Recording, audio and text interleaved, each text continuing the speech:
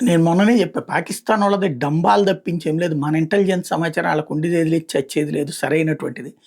కావాలంటే ఆళ్ళకి స్పెక్యులేటెడ్ ఏమన్నా ఈళ్ళు క్రియేట్ చేస్తున్నారు. మొన్న ఆడెవడో మినిస్టరు 36 గంటల్లో జరగబోతుంది. మా మీద దాడి చేయబోతున్నారు. మేము సిద్ధంగా ఉన్నామని మాట్లాడినప్పుడు, వాడిది చెప్పినప్పుడు ఒక వీడియో ప్రెజెంట్ చేశాను.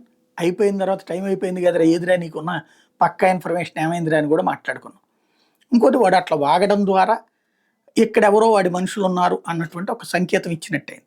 అది పక్కన పెడితే, ఇప్పుడు తాజాగా అయితే ఎయిర్ స్ట్రైక్స్ జరుగుతాయి అన్నటువంటి కాన్సెప్ట్‌ని తెర మీదకి తీసుకొస్తున్నారు. భారత వాయుసేనతో ఘర్షణ జరిగే అవకాశాలున్నాయి. చాలా ఎక్కువగా ఉన్నాయంటూ ఓ ఇంటర్వ్యూలో చెప్పుకొస్తున్నాడు పాకిస్తాన్ రక్షణ మంత్రి ఖ్వాజా ఆసిఫ్.